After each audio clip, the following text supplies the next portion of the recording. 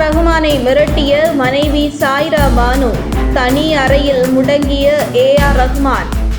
எல்லா வகையிலும் பர்ஃபெக்டாக இருக்க வேண்டும். அப்படி இருந்தால் மட்டுமே ரகுமான் இசைக்குழுவில் பணியாற்றவும் முடியும். அப்படி இல்லை என்றால் அவர் கிட்டையே சேர்த்து கொள்ள மாட்டார் என்பது ரகுமான் பற்றி சினிமா துறையில் இருப்பவர்கள் அறிந்தது. என்னதான் பேர், புகழ், பணம் என ரகுமானுக்கு இருந்தாலும் கூட அவருடைய வாழ்க்கை என்பது மிக எளிமையான வாழ்க்கைதான். குறிப்பாக யாரிடமும் தகுதி பார்க்க மாட்டார்.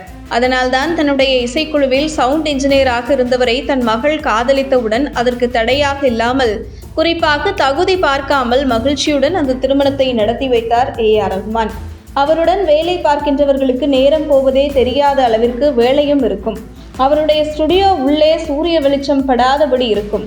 அதனால் எவ்வளவு நேரம் வேலை பார்க்கிறார்கள் என்று கூட ரகுமானுடன் வேலை பார்ப்பவர்களுக்கு தெரியாது.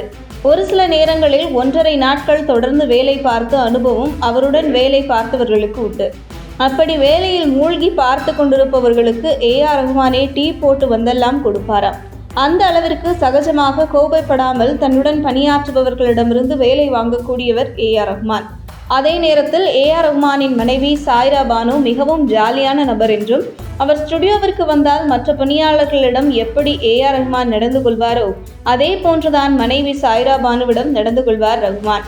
மேலும் சாய்ரா பானு ஸ்டுடியோவில் பணியாற்றுபவர்களுடன் இணைந்து பணியாற்றும் பொழுது ரகுமானின் மனைவி என்கின்ற எந்த ஒரு பந்தாவும் இல்லாமல் அங்கே பணியாற்றுகின்றவர்களிடம் சகஜமாக பழகக்கூடியவர் சாய்ரா பானு என்கின்றனர் ஸ்டுடியோவில் பணியாற்றியவர்கள்.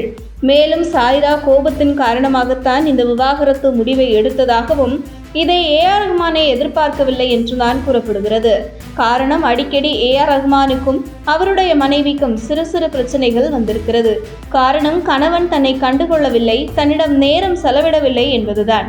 இப்படியே செய்து கொண்டிருந்ததால் நான் விவாகரத்து செய்து விடுவேன் என்று பலமுறை ரகுமானை மனைவி சாய்ரா பானு மிரட்டியிருக்கிறார்.